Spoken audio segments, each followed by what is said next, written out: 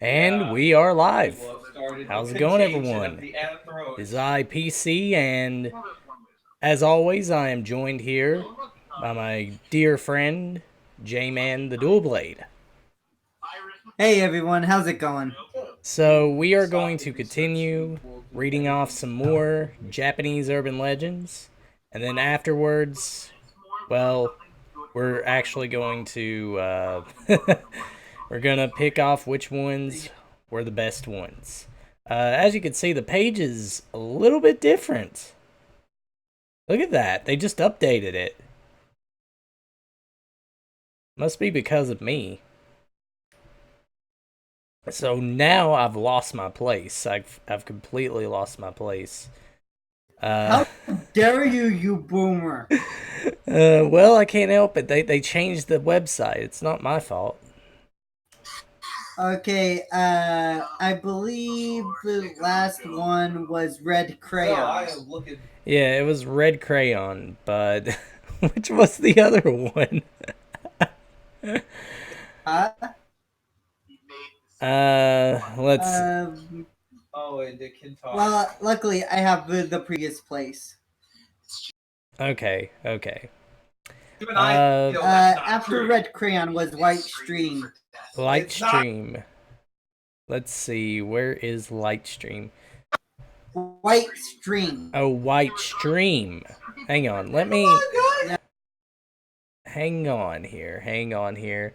I'm sorry, people. I need to change the region real quick because J-Man is cutting out. How's that? You were good for me, but I didn't know if I was good. Gothiku, I thought you were going to bed. Hi, guys. I hope that I made it in time. You made it just in time. So, let's see. This is different. This is definitely different. They updated it. Oh, they have Christmas stories. Okay, we'd have to look at those on Christmas time. But yeah. Yeah, probably have the Krampus stuff. Yeah. I guess we'll just continue from here. Um, we'll read Kuchisaki Onna. And it doesn't even tell you the times anymore, how long it takes to read. But yeah, they definitely updated this. Honestly, I like this design, to be honest with you. It's not as cramped, and it's a lot easier to just scroll down and read.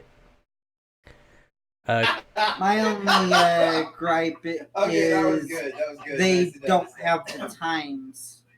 Well, you have to click on them to see the time. It takes 4 minutes to read. So, Kuchisaki Onna, a lot of people know this story as the slit-mouthed woman. They know this urban legend pretty well. I mean, there's 2 movies out there of it. Same name. Let's read this. Kuchisaki Onna, also known as the slit-mouthed woman, is a scary Japanese urban legend about a disfigured woman, a Japanese woman, who brandishes a large scissors and preys on children. She has an enormous slit mouth which extends from ear to ear in a horrible permanent smile. Yeah, and I believe that the pictures they used is actually from the movie. Yeah, it is from the movie. The slit-mouthed woman walks the streets of Japan wearing a surgical mask and hunting for children. If you cross her path, she will stop you and ask you a question. If you give her the wrong answer, there will be horrible consequences. Picture the scene. You are walking home from school, and your path takes you down a deserted city street. Suddenly, you hear a faint noise coming from the shadows. You glance over and see a beautiful woman standing there. She has long black hair and is wearing a beige trench coat. A surgical mask covers the lower half of her face. In Japan, wearing a surgical mask is not uncommon during flu season to prevent spreading germs. She steps out of the shadows and blocks your path. Am I beautiful? She asks. Before you can answer, she tears off her mask, revealing a hideously deformed face. Her huge mouth is sliced from ear to ear and gapes open, revealing rows of sharp teeth and a big, red, disgusting tongue twisting and twirling inside. Am I beautiful now? She screams. Terrified, you struggle to answer her. If you say no, she pulls out a huge pair of scissors and kills you immediately, chopping off your head. If you say yes, she takes her scissors and slices your mouth from ear to ear, making you look just like her. If you try to run away, she will hunt you down and kill you by slicing you in two. The only way to escape from Kuchisaki Onna is to give a non-committal answer. If you say, you look average, or you look normal, she will be confused, giving you just enough time to run away. There are many rumors about how Kuchisaki Onna got her horribly disfigured mouth. Some say that her slit mouth is the result of plastic surgery that went horribly wrong. Others say that she was injured in a terrible car crash. Some even believe she is an escaped mental patient who was so demented that she cut her own mouth apart. According to one legend, years ago in Japan, there lived a very beautiful woman who was extremely vain and self-absorbed. Her husband was a very jealous and brutal man, and he became convinced that she was cheating on him. In a fit of rage, he took a sword and slit her mouth from ear to ear, screaming, "Who will think you are beautiful now?" She became a vengeful spirit and began wandering the streets of Japan, wearing a surgical mask to hide her terrible scars. The slit-mouthed woman's reign of terror began in the spring and summer of 1979, when rumors began to spread throughout Japan about sightings of the Kuchisaki Onna hunting down children. The story spread like wildfire and actually created scares in many towns. Police increased their patrols and schools sent teachers to walk students home in groups. In 2004, South Korea was plagued by reports of a red-masked woman who was chasing children. In 2007, a coroner found some old records from the late 1970s about a woman who was chasing little children but was hit by a car and died shortly after. Her mouth was ripped from ear to ear. The USA has its own version of Kuchisaki Onna. There are rumors about a clown who appeared in public bathrooms and accosted children, asking, "Do you want death or a happy smile?" If they chose happy smile, he took out a knife and slit their mouths from ear to ear. So, yeah, that's the urban legend of Kuchisaki Onna. Well-known Japanese urban legend. I definitely like it. It does have the makings of a horror movie. Oh yeah. So it's a no-brainer that this became a movie. Oh yeah. As for where it came from, I honestly don't know. It does sound like that it is based on real events. Oh yeah. And it is. It is based on real. Well, sort of. I guess people say it was, but we don't know for sure. Anyways, I like it. That's probably my favorite urban legend to read there so far. It's a definitely it definitely does deserve top marks Oh yeah. for the build up, the and everything. And fun fact, Kuchisake Onna was supposed to be in Ghost Stories, the anime, but they couldn't get her in because there were complaints about her looking like some sort of a disfigure. They sort of thought that it was insensitive to those that suffered from as slackjaw or something like that. Yeah, which I mean, how else are you supposed to make her look? Like, I mean, I guess you could probably widen her smile a little bit and make her look like that, but eh. Let's move on. Hanako-san. I remember this one. That's the girl in the stall. You probably remember this one if you've played a game called Misao. I definitely remember her from that game, and she also has a couple of appearances in Ghost Stories as well. Yeah, Hinako-sen is a Japanese urban legend about the ghost of a young girl that's supposed to haunt school toilets, opening and closing doors and scaring anyone who enters the bathroom, knocks on her stall, and calls her name. Hanako, the ghost in the toilet, almost achieved the status of a national phenomenon in Japan, Japanese legend 20 years ago, when a wave of stories of ghost sightings swept through the nation's schoolyards. Every child had Hanako's story to tell. The stories, of course, are many and varied, but every school child in Japan at one time or another has stood in dread and anticipation as he or she ventured into the school toilet alone. This is similar to the legend of Kashima Reiko, a female ghost without legs who also lives in school bathrooms. She calls out, "Where are my legs?" when people enter the bathroom. The correct way to answer her varies in one version. You have to say Kashima Reiko. Common, mask. Yeah, we already know that, so. Yet another version features Aoi Manto or Akamanto, a male ghost who waits in the last stall in the girls' bathroom. Anyone entering the bathroom hears a voice asking, "Which do you prefer, the red paper or the blue paper?" Yeah, we don't want to spoil that, so. Okay, so wait, that's it? That's it? That's all the story that they got for Hanako-san? Really? Hmm. Hang on. You guys aren't getting that. Fuck that. So we're going to get to look at another site. Yep. We're gonna read the actual story of Hanako-san. See, you've seen her in Misao. She's the girl that wears the red outfit. Okay, so let's see. Which one? I like this one from Wattpad. Alright. Hanako-san. Hanako-san is an urban legend about the spirit of a young girl who haunts school bathrooms. Her origins vary from different sources. Some say that she's a ghost of a girl killed during an air raid in World War II, while others say that she was murdered by a psychotic parent or stranger. According to the legend, a person who goes to the third stall in the girls' bathroom on the third floor can have a chance of meeting Hanako-san. They are supposed to knock 3 times before asking, "Are you there, Hanako-san?" Then they will hear a voice answer, "I'm here." If the person chooses to enter the stall, there will be a small girl with bobbed hair in a red skirt.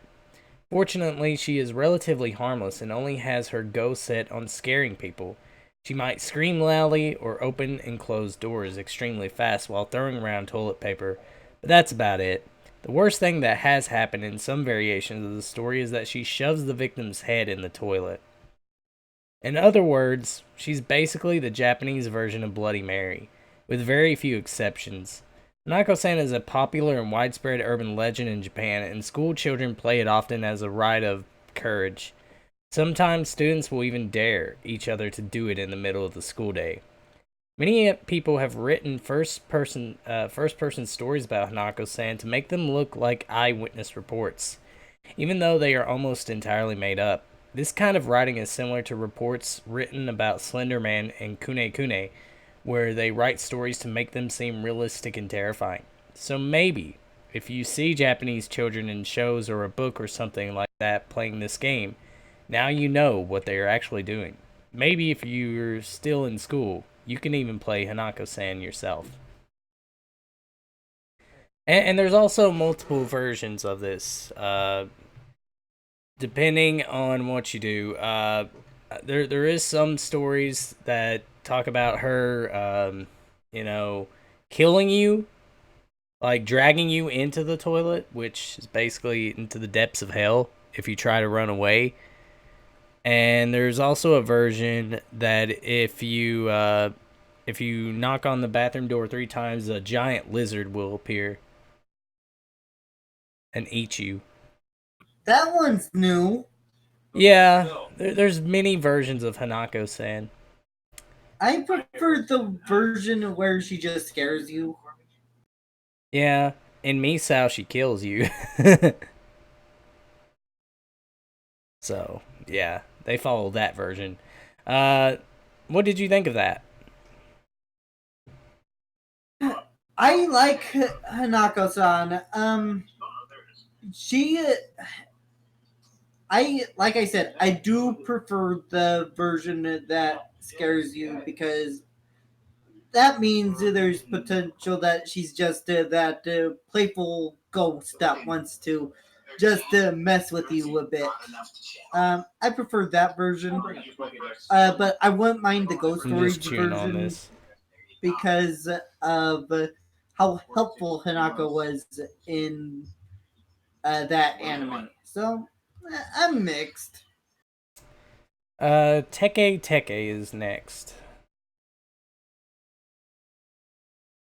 I mean, I like Hanako-san as well. The Teke Teke. And that's from the Teke Teke movie too, isn't it? Yes, there is a Teke Teke movie, which is called Teke Teke. Teke Teke, or Tek Tek, is a scary Japanese urban legend about a girl who fell under a train and was cut in half. She took a long time to die, and now her ghost roams through Japan, dragging her top half along using her claws like hands.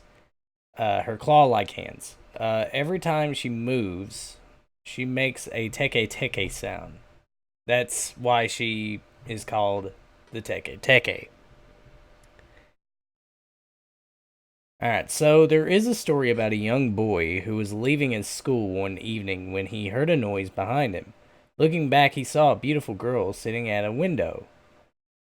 The girl had her arms propped up on the window sill and was just staring out at him. He wondered why she was there, because it was an all-boys school.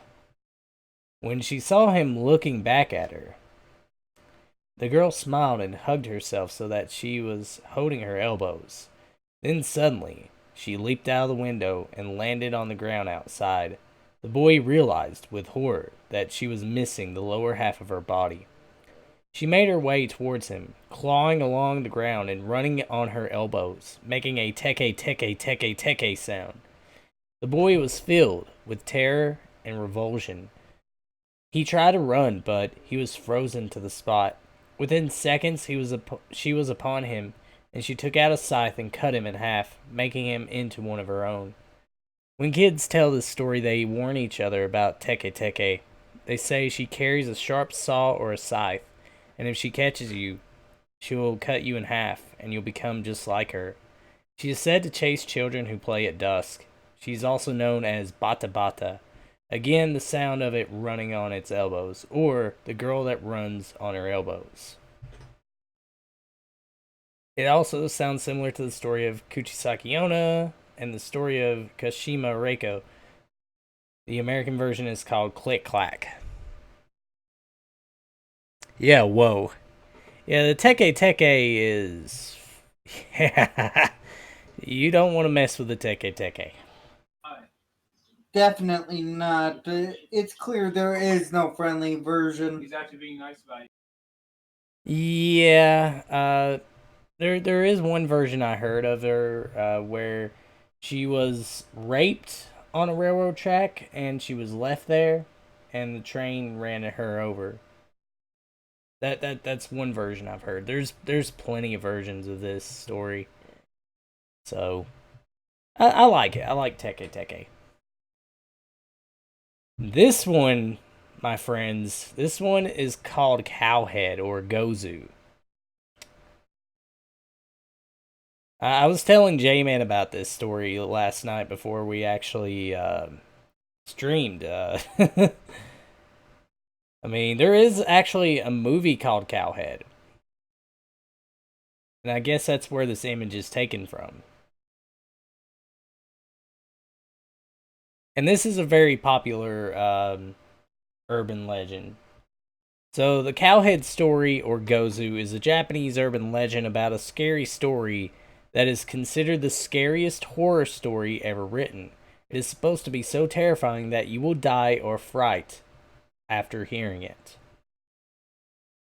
And it's also true that there's no records of this story. Right, J-Man? Yeah, it's He lost asked to for a vow, history he if should it have was attacked real. Right. So I'm gonna read this and we'll discuss more about it. According to legend, a horrific short story called Cowhead was discovered in Japan in the 17th century. The actual origin of the story is still shrouded in mystery. Several written accounts from this era make reference to the awful story, but they only mention its title and describe it as a tale too terrible to tell.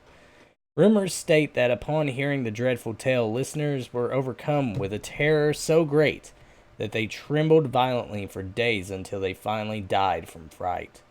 The Cowhead story was deemed too dangerous, and most existing copies of it were burned years ago. The few copies that survived were cut into sections and distributed across the country. Today, it is believed that only fragments of the original story remain in existence. Most of the actual details of the story remain unknown to this day. The unfortunate people who read the story never lived long enough to repeat it. One recent rumors tell of an elementary school teacher who inexplicably came into possession of some fragments of the original Cowhead story. According to the rumor, the teacher was taking his class on a school trip. He was in the habit of entertaining the students on the bus with ghost stories. The students, who tended to become unruly on long trips, grew remarkably subdued as they listened to the teacher's horrific tales. Many of them seemed truly frightened. After some time, the teacher announced he would tell them the legendary forbidden tale called Cowhead. Before he could finish the first sentence of the story, however, the children began to panic. "Stop!" they cried. "Don't tell us!" One child turned pale and covered his ears, and the others began to scream, but the teacher refused to stop. They say his eyes went blank and he proceeded with the story as if some unseen force had taken over his mind. Almost an hour later, the teacher regained his senses and found that the bus had crashed into a ditch. The students had all fainted and were frothing at the mouth. The bus driver lay slumped over the wheel, sweating and shivering. It is unclear what happened next, except that the teacher never told the Cowhead story again. And this is something else. Dear Scary Story for Kids. I was looking online when I heard of a story called Cowhead. The story is supposed to be so scary people have died from fright having read it. I have searched and searched, but all I have found are cases in which the story is told.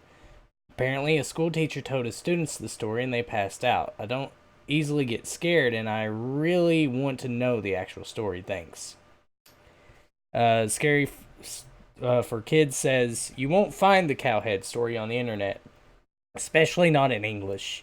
But I have read a summary of the first part in Japanese. From what I could understand, the story starts out something like this. There's a little deserted village in the middle of nowhere, and archaeologists are digging to find out why nobody lives there. They unearth a weird skeleton with the head of a cow and the body of a man. They do research and find out that years before, there was famine. The story then flashes back to the time of the famine. Everybody in the village is starving. They eat all the cows and horses. Then they start on the pets, dogs and cats, etc. Then there's nothing left and people are dying from lack of food. One day, a strange figure wanders into the village. He has the head of a cow and the body of a man. He is the Cowhead, or Gozu, in the picture. The starving villagers attack him brutally, kill him, ripping him limb from limb, and eat him. That's when the village becomes cursed and all hell breaks loose." And that's where the Japanese summary I read ended. The rest is lost to history. I don't think the rest of the story exists anymore.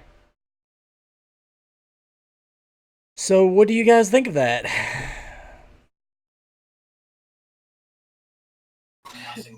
I definitely do want to understand what the actual story actually reads like, but judging from what I'm hearing, it's not complete. And if it was ever real, it's lost. Yeah, I mean, multiple sources that I looked up about Cowhead, they say that the story is lost to time. All the copies have been burnt, uh, and it's mainly because of the nature of the story, which it is very disturbing from reading that summary to you. I mean, I almost felt like, my mind was a little bit mesmerized at it, you know, just reading it to you guys. It like, for some reason, I get a little bit of chills, like, inside of me. I sort of got a headache from it. Yeah, yeah, let's move away from that.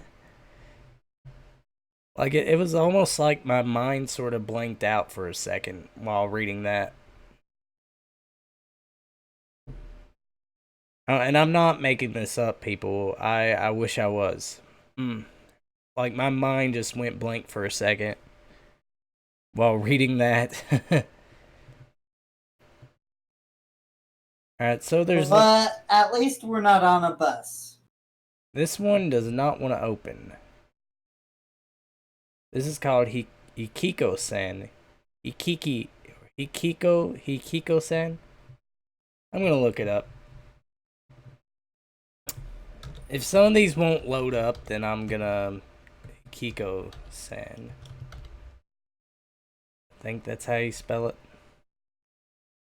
Fuck. It won't even let me.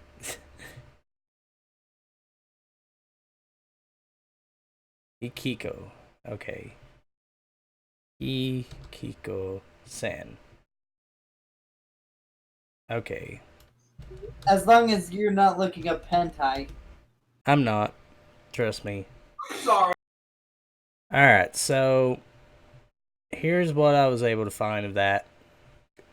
Some of Japan's urban legends. The story of Hikiko. Hikiko-san goes like this. Hikiko-san was a Japanese girl with no friends that was bullied by all of her classmates and was beaten and abused by her parents at home. She was beaten so badly by her parents that her face was slightly deformed, which led to the other kids making fun of her. One day, however, while a boy was walking home by crossing the bridge, he saw Hikiko-san drag the bloodied and beaten corpse of one of their classmates and beat her corpse on the bedlock near the beach repeatedly. The next day, the girl got word that Hikiko-san was murdered by her father, and when the boy told the police about Hikiko-san murdering the other little girl, the mangled ghost of Hikiko-san came to the boy and murdered him, but not before saying, "I don't like tattletales." Overall, the story has a very important moral behind it. Japanese girls are scary. Stay away. Ain't that the truth? I like some Japanese women. So Okay, yeah, that one, I kind of like that one. I've already read The Red Room. I've already read Kashima Reiko. Let's go on with Red Cloak, or also known as the Akamanto. You've probably heard of this urban legend before. Red Cloak, Akamanto, also known as Red Mantle, Red Vest, or Red Cape, is a Japanese ghost who haunts the girls' bathroom. He appears wearing a red cloak and a white mask, and is said to be so charming that girls are unable to resist him. Red Cloak hides in the last stall of the girls' toilet, and when you enter, he steps out and asks, "Which do you prefer, Red Cloak or Blue Cloak?"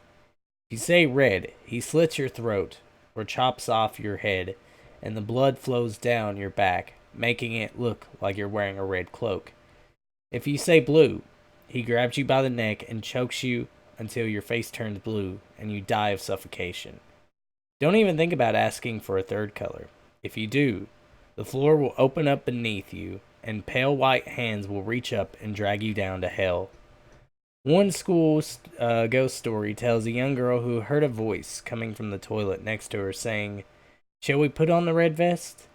She got scared and ran away with her jeans around her ankles.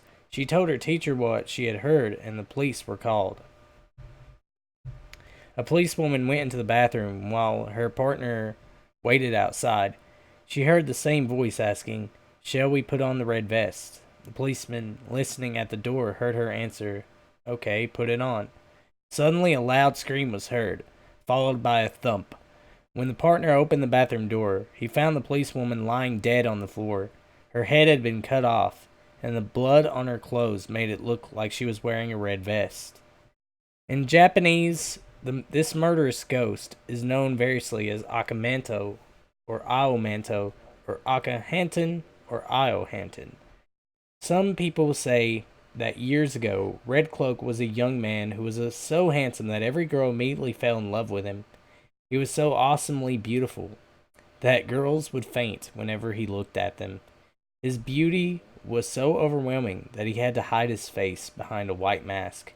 At some point, he kidnapped a beautiful young girl, and she was never seen again. In another version of the story, he is called Red Mantle or Red Cape. He lurks in the toilets and asks if you want a red cape. If you say yes, he rips off your top and tears the skin off your back. In yet another version of the legend, he is called Red Paper, Blue Paper, Akai Kami, Ayo Kami.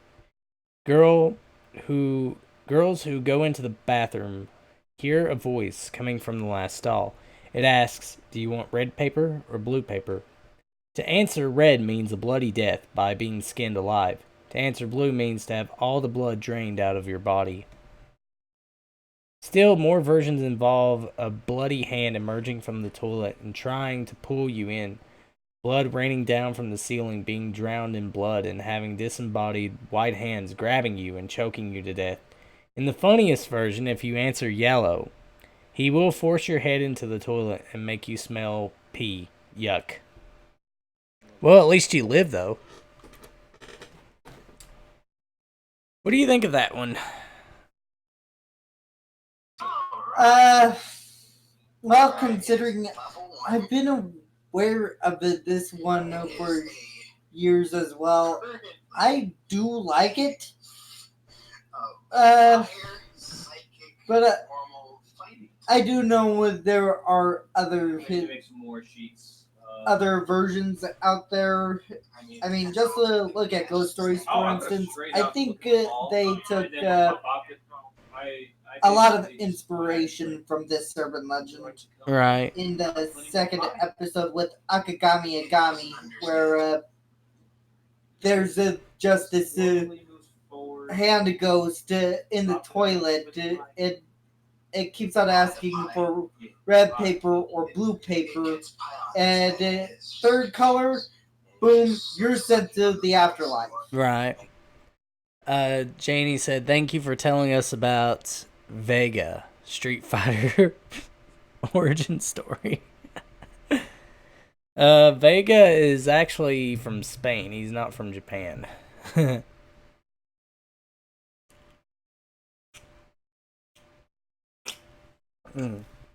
Sorry. I'm sweating here. Let's see. We've already read Tomino's poem. We don't have to read that again. Yuki Onna. That's the Snow Woman. I thought we were skipping her. Oh yeah, that's right. Yeah. It's because she's too mainstream. Yeah. I mean, come on. Every single anime ever has at least some reference to the Yuki Onna. Yeah, I'm gonna take my hat off. I don't care. I'll show my bald head. It's beautiful. Shush, you don't judge beautiful. Me. Alright, this one is called No Face.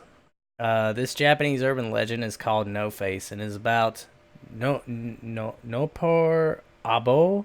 Nopar Abo. I think it's Nopar Abo. A creature from Japanese folklore. This is a 2-minute read, so though the No Face is able to appear to others like a normal person, this is just an illusion. The Nopar Abo really lacks eyes, a nose, or a mouth. Instead of normal human features, the Nopar Abo have only smooth skin. People who encounter No Face usually do not immediately realize that they are talking to something that is otherworldly, as the creatures are able to create the illusion that they have a normal human face. No face will wait for the right moment before causing their features to disappear, scaring the person they are speaking with.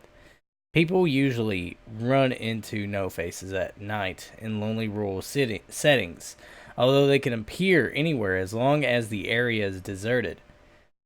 The no faces' primary purpose is to scare humans, but beyond that, they do not seem to have any sort of agenda. One famous story is Lafacado Heron. I think it's Herons. Hoddens. It's Lafacado Herons. Mushina. The story is short and definitely describes an encounter with the No Face, but it is also the source of much confusion. In the story, Heron refers to the creature as Mujina, which is actually a different type of creature altogether, a sort of badger. This mistake has caused a lot of Western readers to mix up the names for Naparabu and Mujina, and even today you will run across authors and scholars that are using the wrong name. Regardless, the story itself is a very typical tale of no face mischief. And that's really it. I mean, it's just a person without a face. I mean, to me, I don't know. And it doesn't even really tell us the story. I mean, Halleck and Inuyasha told the story even better. Yeah, I think this is referenced in Inuyasha, and it's also a yokai. Yeah, because the no face actually pretending pretended it to be Inuyasha's mother, and the in Halleck was pretending to be a nice woman that was helping Watanuki. Right. Alright, let's see here. I'm going to sit back here and read this. This one you've probably heard of before. This one is called Long Neck. If not, you've definitely seen it in various anime. But it's not really mainstream. I wouldn't say it is. It's referenced more often than not. Yeah, it's referenced, but it's not really like there's not that many movies or anything about it. The Long Neck Woman, or Rokuro Kubi, Rokuro Kubi, is a Japanese urban legend about female creatures that look and act like normal humans, but at night their necks grow longer and longer, freeing their heads to move around almost independently from their bodies. Most Rokuro Kubi are young, attractive women, and they take pleasure in scaring regular humans. Some long neck Rokuro Kubi actually prefer to live their lives pretending to be a human. Although they may appear to be completely normal people, every night their necks grow and grow, getting longer and longer, stretching out through windows in search of human prey. Sometimes the long neck women will get so tired searching for her prey all night long that she forgets to retract her neck and falls asleep with her neck completely stretched out. During the day, the Rokuro Kubi has one giveaway sign. She will have pale stretch marks on her neck. There is also another, more sinister form of Rokuro Kubi. The version is called Nuke Kubi, a removable head woman. She has a head that completely detaches from her body.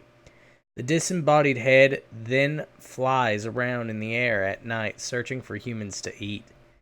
These Nuke Kubi attempt to hide their bodies at night and can be killed if their bodies are discovered while the heads are not attached.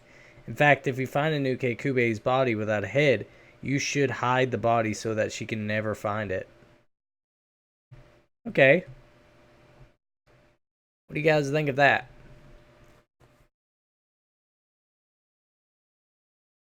The long neck woman is relatively harmless. Yeah.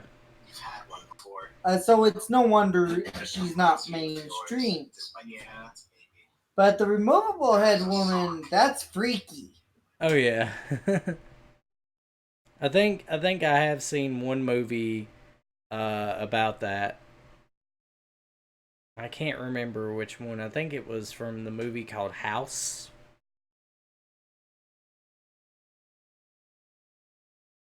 Yeah, it's a Japanese horror movie. It's called House.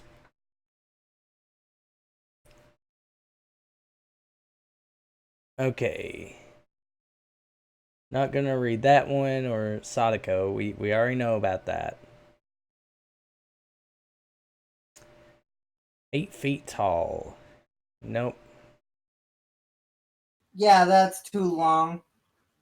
Okay, this one. Whoa, hang on. Took me. What just happened? Yep, Let's read 8 feet this one. tall. It does have a hentai which I watched. Oiwa. Oiwa is one of the most famous Japanese ghost stories ever written. In Japan, it is known as Yatsuya Kaiden, or Kaiden, Yatsuya Kaiden, and it tells the story of a woman who is poisoned by her unfaithful husband. Her disfigured ghost returns from the dead to exact revenge. This one is 5 minutes to read. Oiwa was a beautiful young woman who lived in a small town in Japan. Her boyfriend's name was Lemon. Lemon. Oh gosh. And although he didn't have much money, Oiwa loved him very much. I'm sure she did. Did he make her lemonade? I'm pretty sure he did. Maybe. What do you think, Jay man? Did he make lemonade? I have no idea what he made. I think he made the lemon snow cones. Hmm. She was overjoyed when her childhood sweetheart asked her to marry him. After the wedding, they moved in together, and the happy couple were soon expecting a baby. Oiwa didn't care that Lemon was poor, but as time went on, he became angry and depressed about his lack of prospects. Lemon soon grew to hate his happy young wife and started an affair with a rich young woman named Oumi. Oumi. He romanced her for months and eventually she fell in love with him, despite his poverty and the fact that he was already married. One day, Oumi's father came to see Lemon. He told Lemon what a shame it was that he was already married because his daughter loved him very much. Father went on to tell him all the ways that he could ensure his future son-in-law's wealth and success. Lemon listened intently. Lemon spent a great deal of time thinking about what Oumi's father had told him. An evil plot began to form in his mind. He decided that the only way he could marry Oumi was to somehow get rid of Oiwa and her unborn child. He thought that the easiest way to do this was to secretly poison Oiwa and make it look like she had died of natural causes. Poor Oiwa was totally ignorant of her husband's murderous plans. Blissfully unaware of the fate that was about to befall her, she continued to happily prepare for the birth of their baby. One evening, when Oiwa and Lemon were sitting down to eat dinner, she noticed her husband was strangely quiet and nervous. She encouraged him to eat his dinner, but he would not touch his food. He yelled at Oiwa and told her to stop fretting and eat her own meal. She needed to be strong for the baby, he said. Oiwa finally gave up trying to tempt Lemon's appetite and started to eat her dinner. It wasn't long before she felt very sick. Lemon watched her coldly as the poison did its work, not offering her any help or comfort, but Oiwa did not die right away. Her beautiful face became disfigured from the poison first. Then she slipped into unconsciousness. Lemon was too much of a coward to finish the job he started, so he put Oiwa's lifeless body in bed. Eventually, Oiwa woke up from her coma, remembering nothing of the poisoning. She had lost her baby, and her face was ugly and terrible, but Oiwa lived. Lemon was desperate. He played the part of the concerned husband, but he was looking for any way possible to rid himself of his wife. One evening, he took Oiwa for a long walk. They made their way to a cliff, and Lemon looked around to see if anyone was nearby. No one was in sight. Lemon pushed Oiwa off the ledge. Her broken body was recovered, and Lemon gave her the best funeral he could afford, spending all of his money in a great show of material devotion. Of course, Lemon knew his money troubles were only temporary now that Oiwa was gone. Thinking his worries were over, Lemon planned his wedding to Oume. The night before the marriage was to take place, Lemon noticed his bedside lamp was dimming. He looked at it curiously as it seemed to be changing. The disfigured face of Oiwa suddenly replaced the lamp, growing larger and larger in the room. Betrayal, it hissed. Lemon grabbed a stick and swung at the face, but Oiwa disappeared, and the lamp smashed and fell to the floor. Lemon thought he had heard the faint laugh of a woman from outside. Shaken, Lemon convinced himself that the vision was simply the result of drinking too much alcohol earlier in the evening and went to bed. The next day, Lemon had forgotten all about the specter from the night before. He and Oume were wed. When he lifted her veil, however, her beautiful young face was replaced with Oiwa's horrible visage. Betrayal, she hissed. The horrified Lemon drew his sword and swung it at the ghost, Pariation, cutting Oiwa's head off. The severed head rode down the aisle of the church, but when it came to a stop, it had Oume's face and not Oiwa's. He heard the faint sound of laughter again. Lemon ran to his tiny house, looking for a place to hide. There was a pounding at the door, and Oume's grandfather demanded that he open it. When Lemon did so, Oiwa was standing there. Betrayal, she hissed. Once again, Lemon tried to decapitate her, but when his sword finished its work, it was Oume's grandfather that lay dead. Lemon ran for the cliffs, Oiwa's laughter following him. He stopped at the edge, looked down, perhaps changing his mind. It didn't matter. Passerby reported seeing a woman push Lemon off the cliff before she jumped after him, laughing all the way down. What do you think of that? Ooh, that is definitely a scary ghost story. Yeah. Yeah, it's very chilling. Definitely it's definitely a revenge tale. Out of a 24, and I only knew it was a shard Because I've never been to. That poor woman, she died, but then she became so vengeful that she made everyone the guy saw look like her. Yep. And this is it's a really good revenge story. I mean, honestly, it's also a story that teaches you a very important lesson. And that is to never hurt the woman you love, the woman that you're with. And I think, I think that's a very important thing that people should know. I mean, people just don't realize how happy they are, you know. But I mean, that's just life, you know. Janie said, "Hey J-Man, did you Google information about the Managa gal? If so, then what are your thoughts about it?" I have not yet.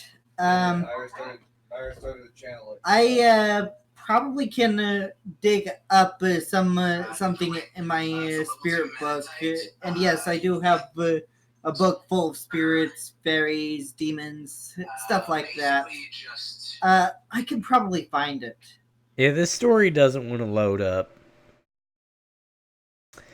Let's try the Kune Kune. think I've read this one, didn't I? Yeah, we did. Okay, yeah, we read that. Oh gosh. We read that one. We read that one. Pale Man. The Pale Man in Pan's Labyrinth is based on Tinome, a Japanese urban legend about the ghost of a blind man who has eyes on the palms of his hands. Tinome means eyes on hands. There was a blind old man who was attacked by robbers. They beat him viciously and left him to die alone in a field. As he lay dying, the blind man cried out in anger and frustration, "If only I had seen their faces, but my eyes can't see. If only I had eyes on the palms of my hands." Because he died in such a state of rage and agony, the blind man returned as a ghost named Tinome. His desire for revenge was so great that his blind eyes were gone, and he grew a new pair of eyes on the palms of his hands. Now Tinome roams through cities and villages, searching for the robbers who murdered him. He's able to see by holding his hands out in front of him, but Tinome never saw the face of his attacker, so he simply kills whoever he can get his hands on. Although he has eyes in his hands, he is still figuratively blinded by his anger. One night, a Japanese boy was dared by his friends to go into a graveyard and test his courage. As the boy walked through the cemetery, he suddenly saw an old man emerge from the darkness. As the figure got closer, he noticed that the old man was blind and had eyeballs on the palms of his hands. The terrified boy fled as fast as he could. He ran into a temple and begged the priest to help him. The priest told him to hide in a chest and then went out to hide himself. When Tinome entered the temple, he wandered around with his hands held out in front of him, searching for his prey. The boy crouched inside the chest, not daring to breathe as he listened to the sound of footsteps coming closer and closer to his hiding place. The footsteps stopped right next to him, and he heard a strange sucking sound. Slurp, slurp, slurp. In the morning, the priest came out of hiding. He opened the chest to let the boy out, but when he peered inside, he was horrified. The young man was dead. Tinome had sucked all the blood and bones out of the boy's body, leaving nothing behind but his limp, saggy skin. What do you think of that? Sounds like a monster from Pan's Labyrinth. Okay. Yeah, it is a monster from Pan's Labyrinth.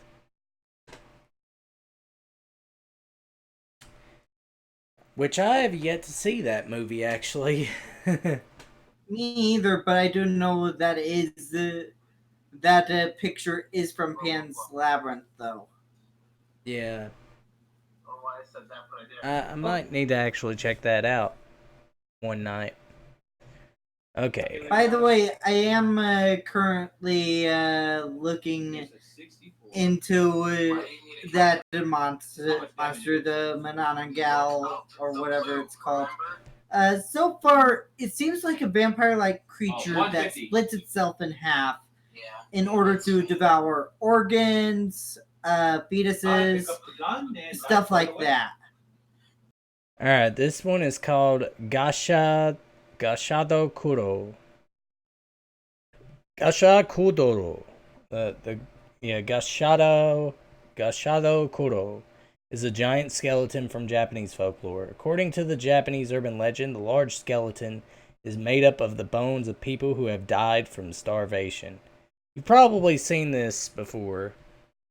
I'm pretty certain a lot of people have. Oh yeah, I mean, it does make an appearance in the opening, and I'm sorry for referencing Ghost Stories so much, but a lot of these do appear in Ghost Stories. Yeah, I mean, it's an anime about urban legends and ghosts. Yeah, so it makes sense. Okay, 42. But this monster does show up Take the power. in the whole They were And all then out. in the opening, at least, it doesn't make an appearance anywhere else, though. Yeah. Mm.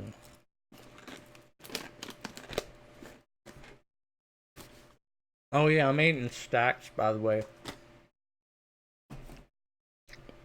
I got those at the Dollar Tree. Mm. Anyway. I'm still full from the meatball sub.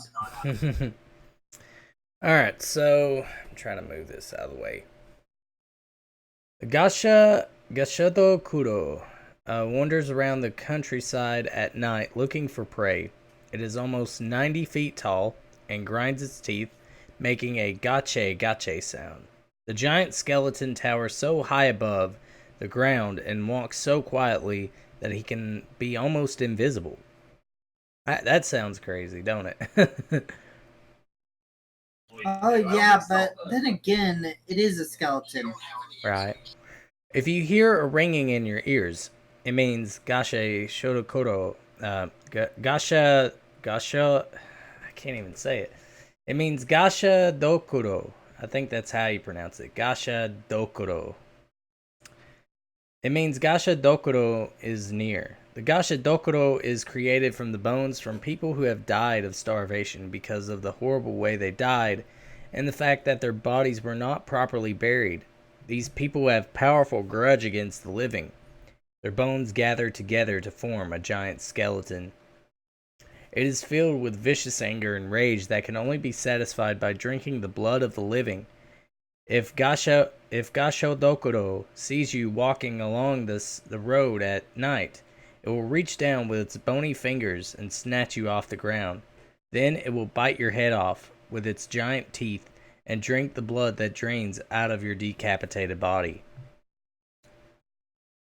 Okay. What did you think of that? Definitely a creepy ghost story. That's And I don't know, it does give that eerie feeling, because living in the countryside, I know, can be very creepy at night. Oh, yeah. I mean, it's usually creepy around here at nighttime. Alright, so I like that story. Snake Woman. The Snake Woman, or Nure Onna, is a Japanese urban legend about a vicious dragon-like creature with the head of a woman and the body of an enormous snake.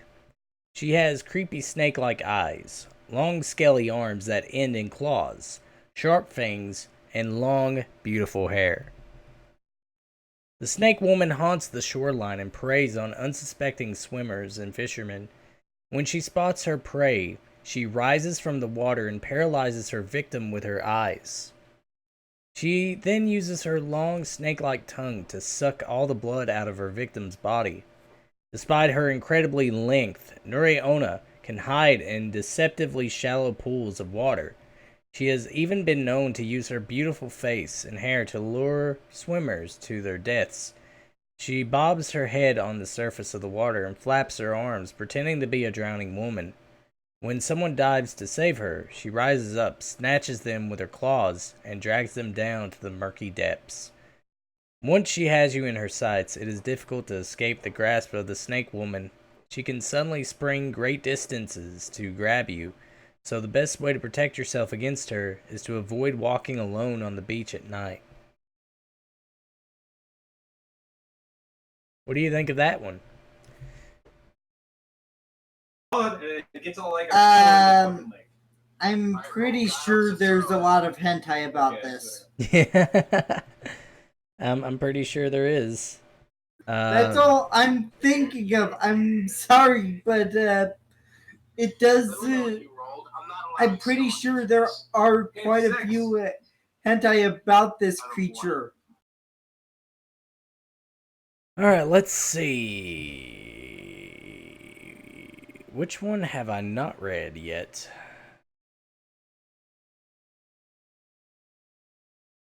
Let's see, we've read The Face Powder, Bald Man, Dream School. Let's see.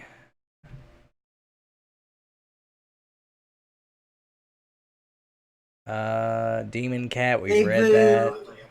They've made they've made so many changes in so little time. It's hard to Yeah, they did make a nail lot of down. changes. I'm going to get to click and see what hasn't in it. If it's short, we haven't read yet, and if it's short enough. I think I've read this one, Shirime. Have you read Yamauba? Yeah, just like Yamauba? Yamauba. Okay, let's read this one. Yamauba, or the Mountain Witch, is a demon from Japanese folklore who lives in a hut in the mountains and eats anyone who is unfortunate enough to cross her path. She is a hideous old hag with long, staggly, yellowed hair, piercing eyes, tattered clothing, and a gaping mouth that stretches across her entire face. The Mountain Witch was once a normal old woman living in a small rural village in Japan, but the area experienced a terrible famine and flood became scarce. Food became scarce. Her children didn't want to feed her anymore, so they drove her out of the village and left her in the woods to die of starvation. But Yamauba didn't die. She made her way up into the mountains and found shelter in a cave. Living alone for so many years gradually drove her insane, and she became a cannibal, existing on the flesh of people she killed. She built a little hut deep in the forest, and now to survive she preys on travelers who become lost in the mountains. She possesses as a pretty young woman and offers them shelter for the night in her hut. But once they fall asleep, she kills them and eats them. Sometimes she uses her hideous hair to entangle her victims and drag them into her giant mouth. In some stories, the Mountain Witch offers to lead a lost traveler back onto the right path. Instead, she leads him off the edge of a cliff and he falls to his death on the rocks below. The Yamauba then rushes down to the bottom of the cliff and hungrily feasts on the poor traveler's remains. What do you think of that one? Definitely disturbing. Oh, yeah. I mean, this is a ghost that eats humans. I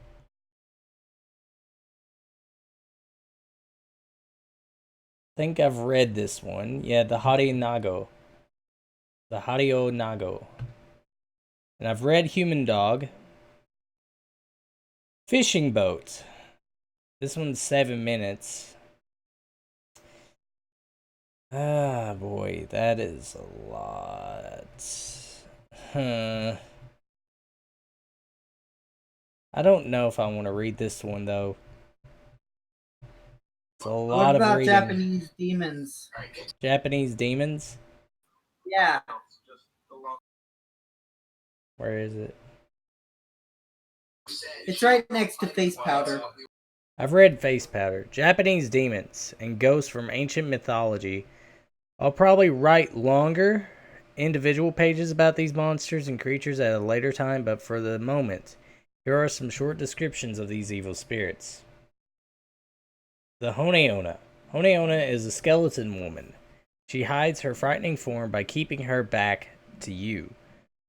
But when she turns, you realize she has no face, just a bare skull. She tries to lure unwitting men into falling asleep, and then she sucks the life force out of them. Kitsune is an evil spirit with the head of a fox. It disguises itself as a beautiful woman and tries to trick beings into marrying it. If you are unlucky enough to marry Kitsune, it will feed on your life essence while you are asleep. Shinigami. Shinigami is the Japanese version of the Grim Reaper. He usually appears to a dying person and brings them to the land of the dead. And Wan Yudo is a strange evil spirit who guards the gates of hell. He appears as a severed head on a burning wheel. He enjoys scaring people and stealing their souls whenever they come close to him. Ningayo. Ningayo is the Japanese version of the mermaid. Instead of being beautiful, Ningayo is a creepy woman who has fish scales for skin, a face like an ape, and razor-sharp teeth like a piranha. If you're out fishing and you catch an Ningayo on your hook, you must immediately toss her back into the sea, or else your family members will suffer epic misfortune or even death.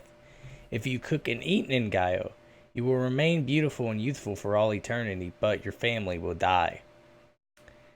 Akaname. Akaname is a hideous creature that looks like a frog, with a very long tongue. It has a single claw on each foot. He lurks in filthy bathrooms at night and licks the poop off the toilet and the floor. If you encounter him, he will use that same tongue to lick your face. Nurikabe. Nurikabe is an evil spirit who appears in the shape of a wall. He has the ability to stretch endlessly and loves to play tricks on travelers. He stretches out and blocks the roads to prevent the travelers from going through. The only way you can get through is to kick the lower area of Nurikabe to make him disappear. Alright. I wish those had more details to them. Yeah, me too. I mean, yeah, I wish they had their own stories. What do you guys think?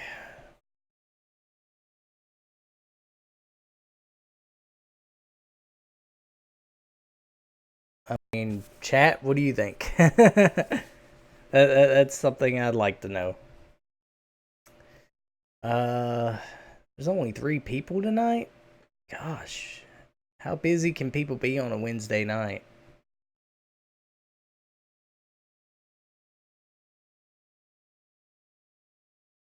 Let's look at Ghost Games. 1 minute read. Scary ghost games to play at home, at night, or at a sleepover. Read the instructions online for these spooky paranormal games and scary rituals that allow you to contact ghosts. They will give you hours of fun at Halloween parties or on your own in your house. Oh yeah, this is pretty much your own a separate animal as opposed to urban legends. Yeah. Yeah, I mean, yeah, I won't even look at those. Although some of them are interesting. Yeah. I mean, Yeah. All right. I mean, for instance, the Midnight Game. There's actually a game of that. Right. Bath Game. I actually tried that.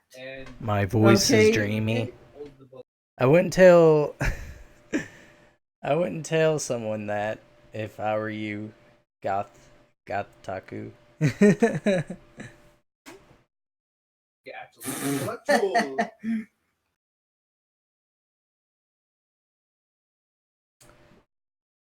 I know, right, Goth Taku? He has the southern raspy voice that can put you to sleep.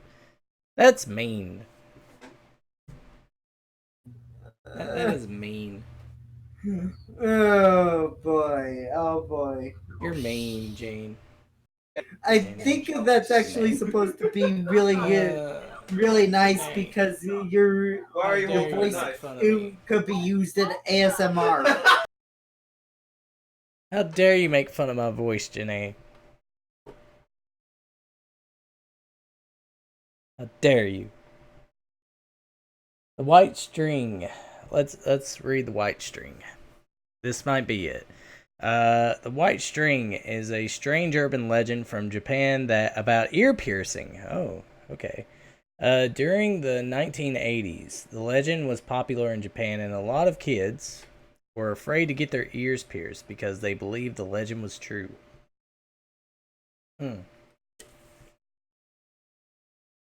That's not mean. It's a nice comment. It's true. Yeah, I mean, maybe you should start doing it ASMR videos. Okay. A young girl desperately wanted to get her ears pierced. Her parents said she was too young, but she pleaded with them, saying that all the other girls in her class had pierced ears. Eventually, her parents relented and agreed to let her do it. They gave her some money and told her to go to the local mall and get her ears pierced in a jewelry store. Instead, the girl decided to keep the money and do the piercing herself. She got her best friend to help her do it. They heated up a large needle and stuck it through both of the girl's earlobes. It was quite painful, but in the end, her ears were pierced, and she was delighted to be able to wear earrings.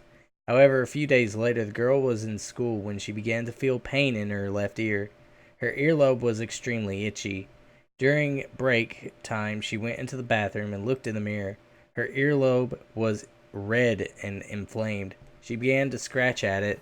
When she looked closely, she saw what looked like the end of a pierce of white string sticking out of out of the hole in her earlobe. Thinking it was strange, she started picking and pulling at it. After a few minutes, there was a long piece of white string hanging out of her pierced earlobe. There didn't seem to be any end to it. Finally, she got a pair of scissors and cut the string. Suddenly, everything went black. She couldn't see. She was rushed to the emergency room of the local hospital where a doctor examined her. When she told the doctor what had happened, he was shocked. "I'm sorry you will be blind for the rest of your life," he said. "That wasn't white string. That was your optic nerve."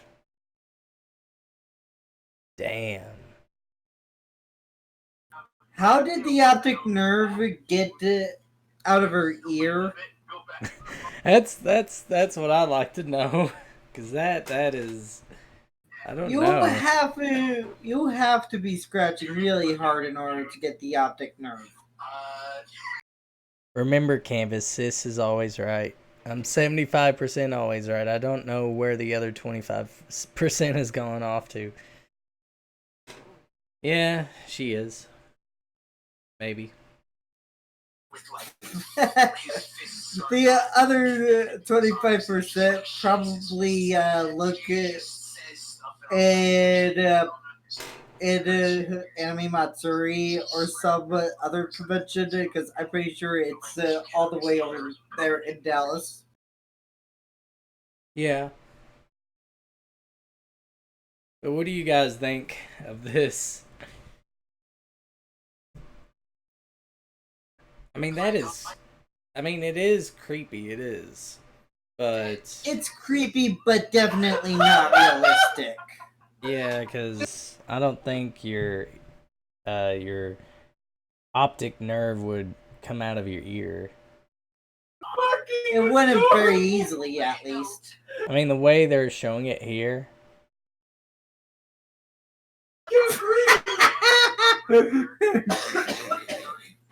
Oh, I love that. Alright, so it looks like we've read every single one of these. Look in the chat. Don't you maybe me, Mr. Clean. Well, I'm maybe anybody. So, there. Alright, are you ready to rank them? Did we read Black Teeth yet? Black Teeth. It won't even open. Can't even open it up. What about Icicle Woman? Icicle Woman? Okay, I'll read this one. This will probably be the last one I'll read. The Icicle Woman is a ghost story from Japan about a man who meets a ghostly woman who is as beautiful and slender as an icicle. The story is based on a Japanese folklore called Sura Onna, or the Icicle Wife. There was a man who had never married. He lived alone in a small house in the wilderness of Japan. He was very lonely and longed for someone he could spend his life with. One winter morning, he was gazing out his window when he happened to notice some icicles hanging under the eaves of his house. He said to himself, "I wish I had a wife as beautiful as those icicles." The night there was a knock on his front door. When the man answered it, he saw a beautiful woman standing on his doorstep. Her body was long and slender, and her face was pale as snow. He invited her in out of the cold. As time passed by, the woman never left, and the couple fell in love. They decided to live as husband and wife.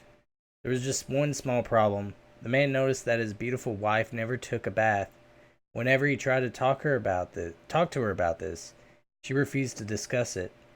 One day the husband had enough. He grabbed his wife and dragged her into the bathroom.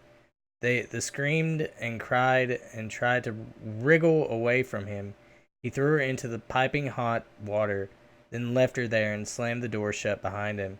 An hour later, and all the man could hear was silence.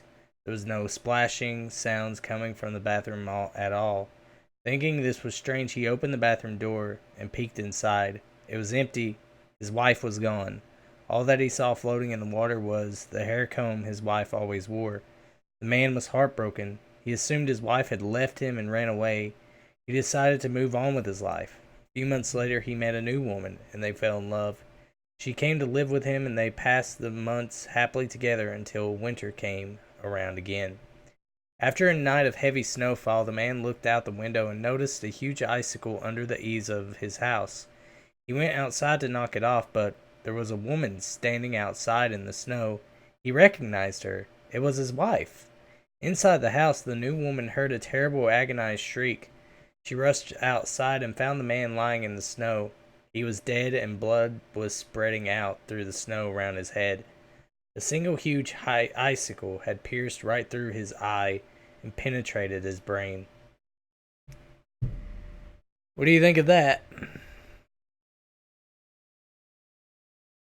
That was sad. That time you were having that incident with Jen. Yeah, it is. That is sad. I mean, it doesn't sound like the icicle woman was evil. No. I mean, he loved her, but, I mean, he didn't know, you know? It was all a misunderstanding. The way it sounds. Usually when I think of Ice Woman in Japan, it reminds me of the Yuki Onna. Yeah, Yuki Onna is Snow Woman. There's a difference there. Yeah, the Yuki Onna. Yuki Onna is a little more evil. Yeah. Unless you see interviews with Monster Girls. Or probably Rosario and a Vampire. Alright, so I think we've read all of them. So I guess now we can go ahead and list which ones were the best.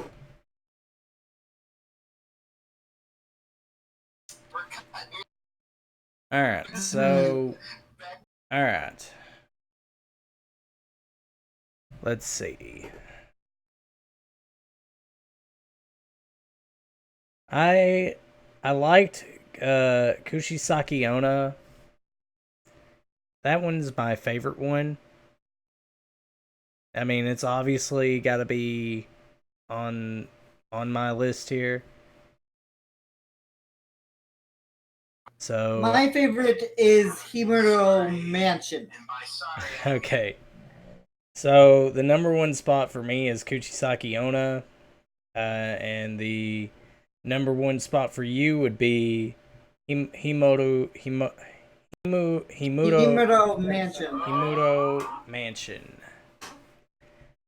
All right, we gotta pick. I don't know if I can pick 10 of them though. Let's go with 5. Yeah. We'll just pick out 5 of our favorite stories. So my second story, I'm gonna go with Cowhead. My second one is Tomino's Hell. What do you mean? Tomino's Hell, you like that one? Yeah, I did like it, and I won't lie, I still feel weird after hearing you tell it in Japanese. Yeah. Oh yeah. Um, I like Tomino's Hell, but it's not on my list though. The third one, I am gonna have to go with the Kashima Reiko. Third one for me is Cowhead. Okay, you like Cowhead. Yep. All right. Just because there are people wanting to see the full story, but it's lost to the sands of time. Right, and the reason why I went with Kashima Reiko, it is very chilling. It really is, and it makes me afraid to go to the bathroom. I didn't know that was a bathroom ghost. Yeah, it is a bathroom ghost because remember she asks you where are my legs, and you have to answer her yeah. very specifically. Oh yeah, that's true. That's true. Okay, yeah, my mistake. My memory's playing tricks on me. And then if you get it right, then she'll ask you who told you this. But there's different versions of it, so and that's what I like. The fourth one I'm gonna go with. Probably gonna go with. I like the Dream School. I like Dream School. Number 4 for me is Hanako-san. Nako-san, the girl from the bathroom. Yes, I really love her. She has she to me she is underrated. Mm-hmm. I mean, she definitely deserves her own movie. Oh yeah, she does. I mean, I think a lot of these stories deserve to be in a movie.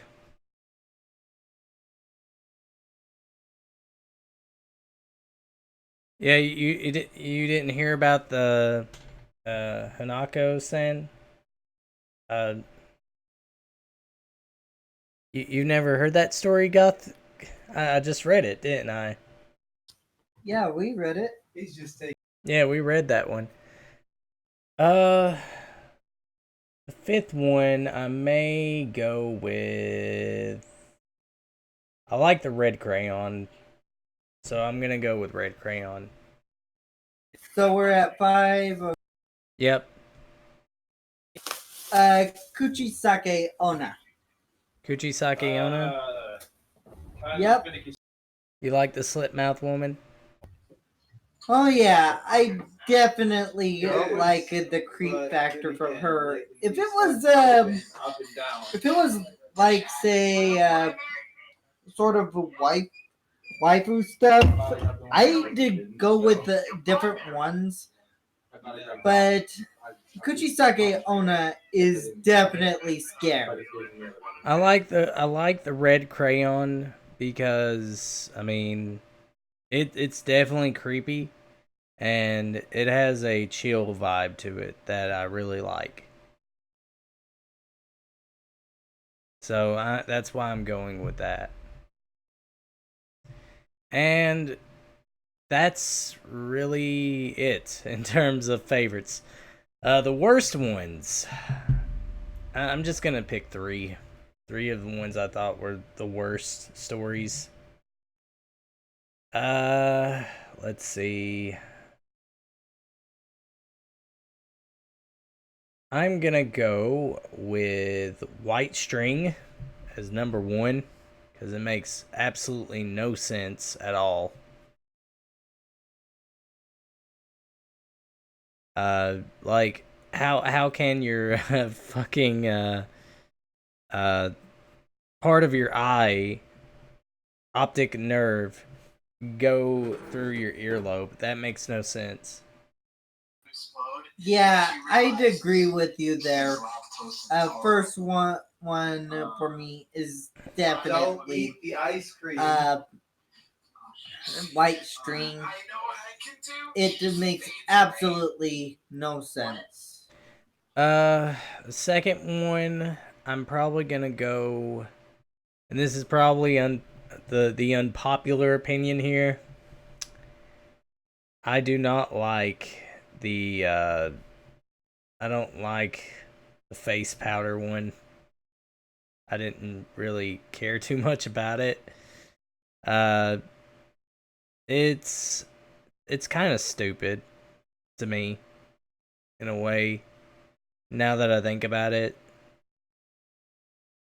Oh, shit. Second one for I me can is hear the Human fog Dog. light. Just- It is way too hilarious. It can't be scary, no matter how much they try to make it scary. yeah, the It's- face powder one is just it's too dumb. But I didn't. But this is the worst horror, right? Yeah, this is the worst stories out of all this. He really You're isn't. going through this for like an Well, hour. somewhere on my list, I'm probably going to put on You end up just recalling her just to stop put making on this. the face powder, but Close the shop. I You get your money back. I Your still fast say bill, Human and Dog come back deserves to again. be a little more higher. And my third pick would be Tripping Bathroom. Because it makes no sense. Like, why is the woman that's telling the story the only one that can see a dead body there? Yet nobody Third one else. for me is face powder. Yeah.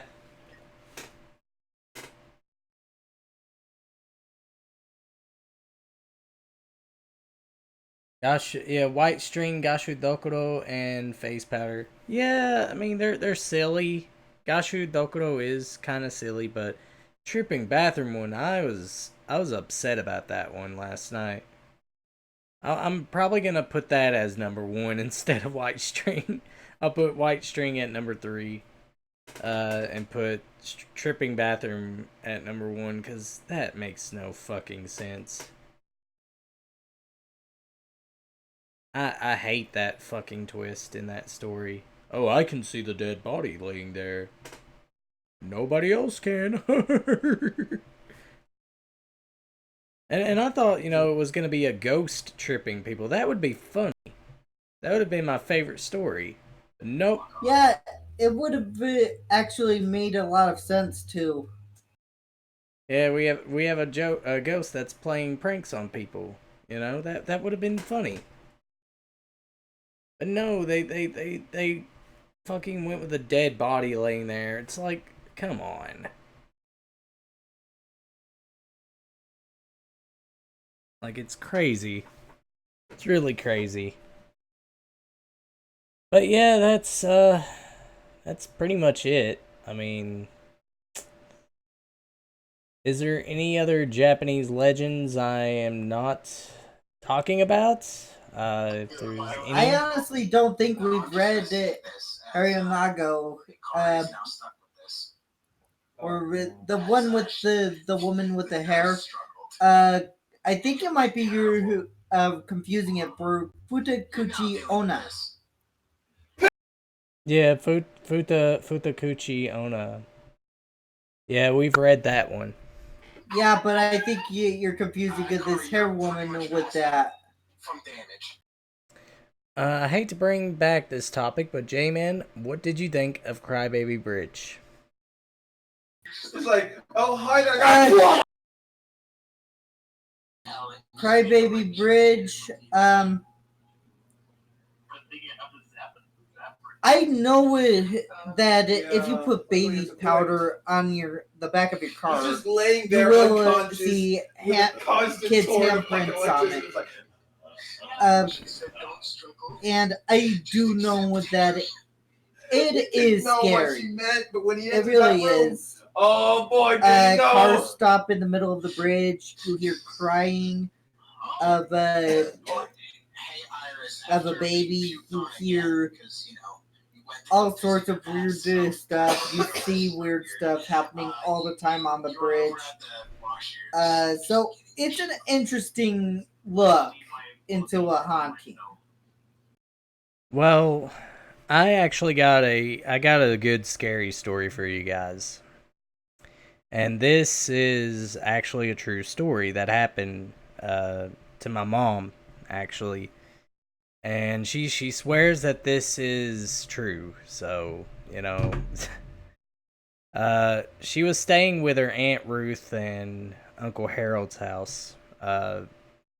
Her sisters and her brother, the house that they had used to be a funeral parlor. It used to be an old funeral home, like back in the 40s. And they weren't allowed to go upstairs because I am telling it right now. They weren't allowed to go upstairs because upstairs there was something upstairs that they weren't allowed to see.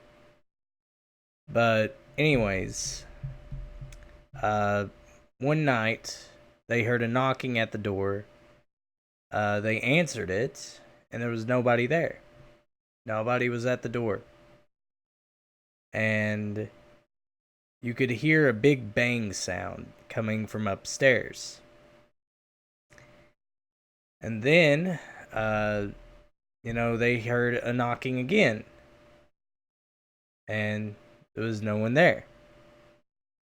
Then the telephone started ringing, and this is how my mom told it to me. They heard the phone ringing, and the phone was someone was asking for Ruth. But when Ruth answered it, they hung up.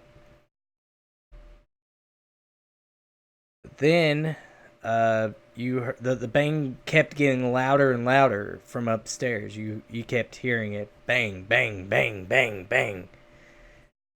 And they wanted to go upstairs to check on it, but Harold wouldn't let them. They're like, you can't go up there.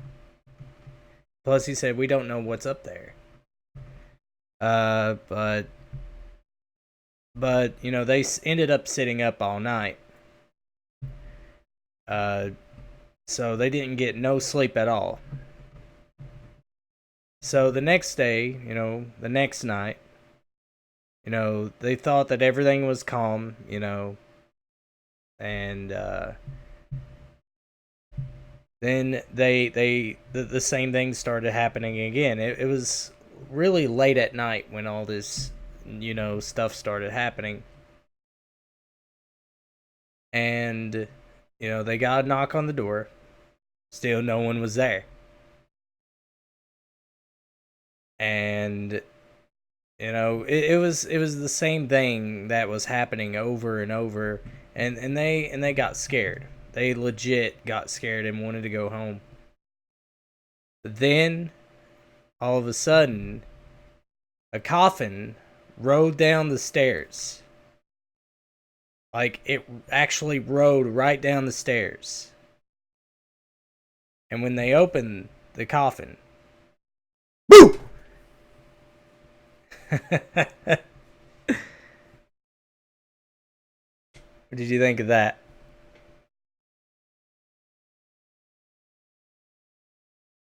Do you hear me?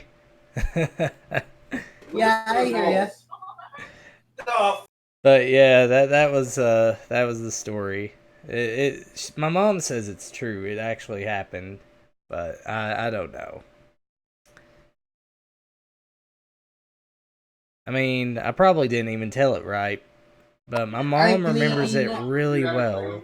A lot of crazy stuff happened. My mom told me a story before as well about my brothers playing with the Ouija board. Right. Apparently, they it predicted the death of their stepsister, and within about a month or so, the stepsister fell down some stairs. I don't know if she died. I don't think she did, but I've never met her, so I don't know. But my mom's husband at the time or not husband, Yeah.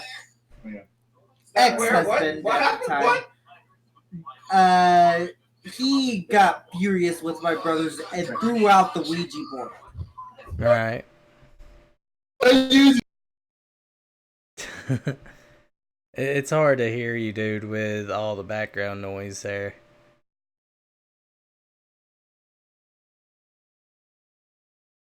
J-Man, are you there? Think we lost him. Yeah, I think we lost J-Man there. Hello? You there? Alright. I think his internet, they must have restarted his router. I got another story though, but this one actually happened to me. Okay, I don't know J-Man's what back. happened. I don't know. What happened. I was talking. Yeah. Yeah, we lost you. Now. I was getting ready to tell everybody a story that actually happened to me. What? I Yeah. did buy one. No, apparently my roommate bought a Ouija board. Hey, working for an antique shop has its perks. And just said not like that. For I might have to get me an Ouija board. But my dad is kind of skeptical about that. He actually believes that, you know, if I use an Ouija board, I might summon a demon or something. So, yeah, I can't have them. Well, sadly. it looks like Oh my God, sometime I yeah. might actually play with the Ouija board. Yeah. But I was gonna actually tell my story. This is something that actually happened. We used to live in a cobblestone house, a really old cobblestone house. This was when I was younger. I think I was in the 5th or 6th grade.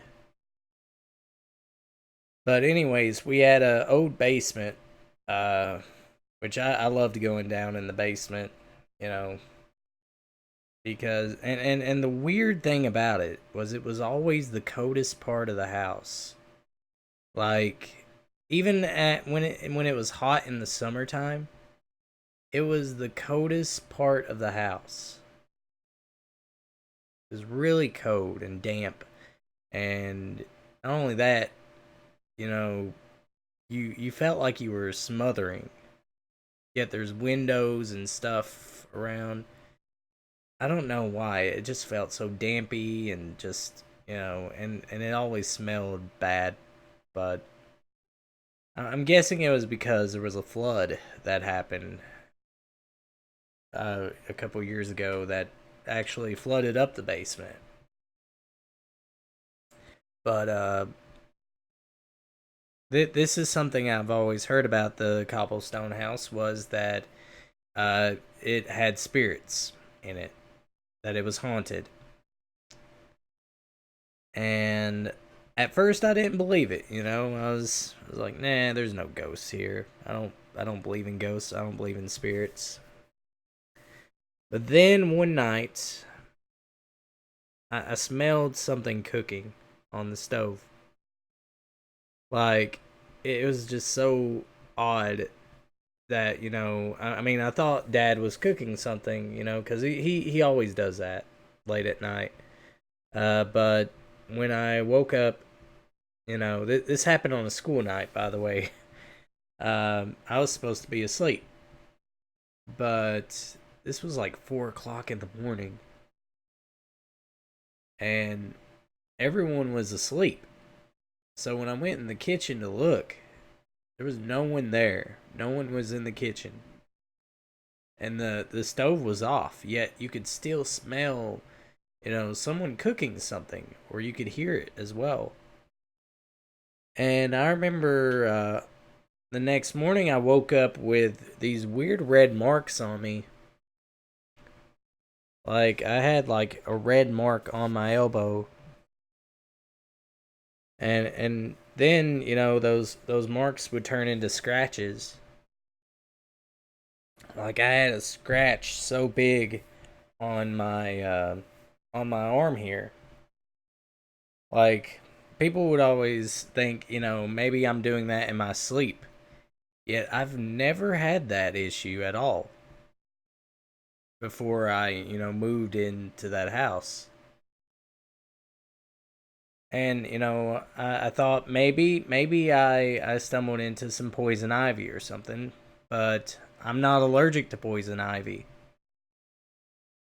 Or maybe it was scabies or something. But I would know better than to scratch. But it was just weird.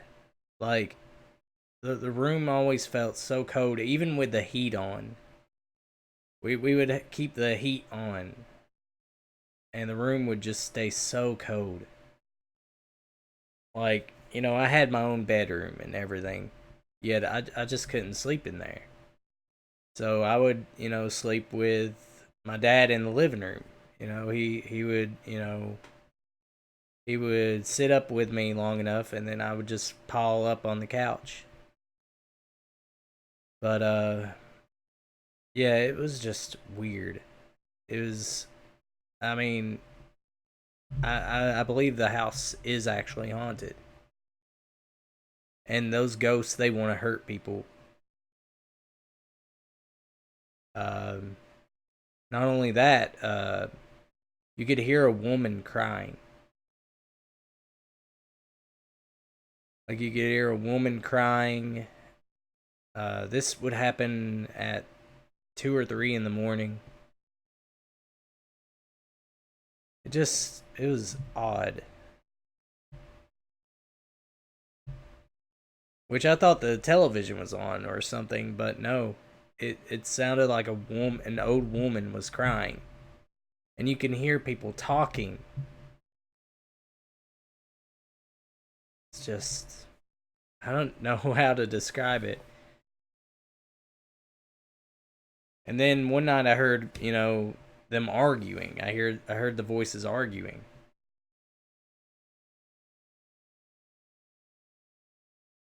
I can't remember what exactly they said though. But they were arguing over something. So it was weird. It was really weird.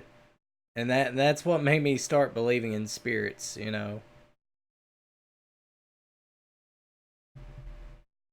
But yeah. I mean, I believe in the supernatural. I mean, I don't know if it's ghosts or if it's spirits, but I believe in it. Yeah. In fact, there's a local legend in my neck of the woods called the Vampire's Crypt. Apparently, this crypt, if you would disrespect it, you will meet with a horrible fate by seeing a vision of a vampire.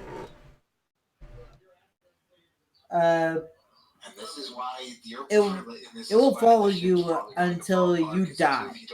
Right. But that's most I got out of it. Another part of the legend is that people kept breaking into the crypt and stealing a ring. So they have the crypt all locked up now. Right.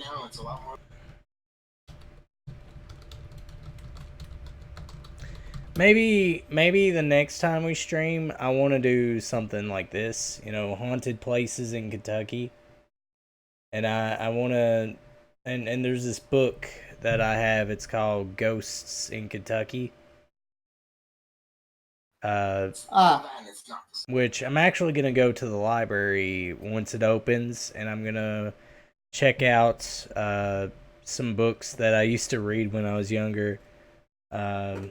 It's actually pretty fascinating. So, It's a little different. It's just I've made it clear that he's slowly falling. I guess that's what So we'll stream. That's what we'll stream sometime this month. We'll look at some haunted places and discuss it. Um, but To be fair, you're also tomorrow, thinking- what do we Yeah, have he's planned tomorrow? dense. I have to play. Tomorrow I honestly I don't really know yet. I mean, I'm supposed to have a guest on here tomorrow, which I'm not really sure. I'll have to wait, and then I'll keep you all updated on that. Fan Advocacy Network is supposed to be our guest sometime, maybe tomorrow, or maybe, whenever he's available. I'm going to try to get him on the stream, and we're going to talk about woke culture, because I really want to talk about that. But I also want to try to get Hiro Hiei on here as well. Or Hiro Hei, sorry. I call him Hiei. Yeah, even though he goes by a name Oh of yeah, a that was a darker big than black mistake. And now I'm character. a bounty up. Yeah, Hiro Hei. I'm going to try to get him on here whenever he's available. Well, like I said, just to contact him a week in advance. Right. I'm going to try to do that. But as far as when the next stream is, the actual horror stream, I believe, I mean, my idea was to talk about, of course, I was actually going to discuss favorite horror anime, which, that list is very small. There's not that many horror anime out there.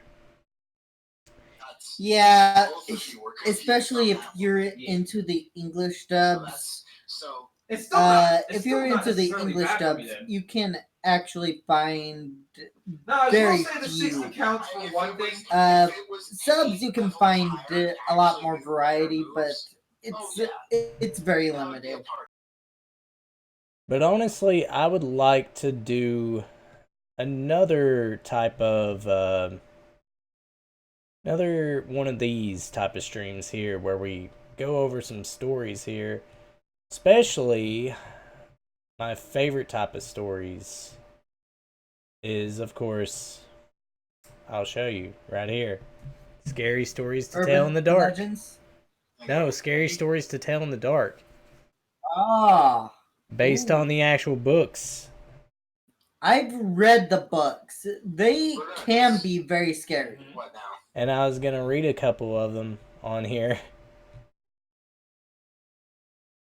And isn't there a movie of it coming out?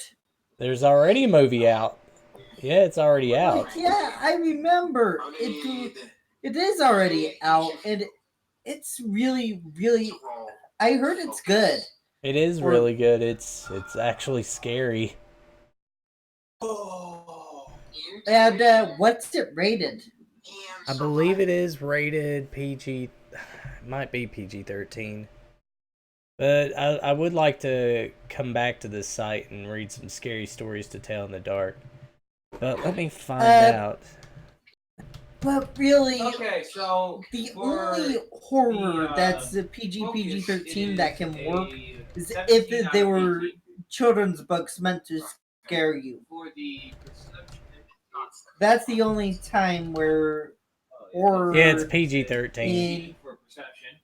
Okay, so it's not totally It is pussified. Okay. A 15 for the you get what is the third one? Yeah, Intuition. they- was Intuition, you said? PG-13 And for the other one, movies bottom one, it's a in terms of horror 9 can survive. work, but it has to be done right.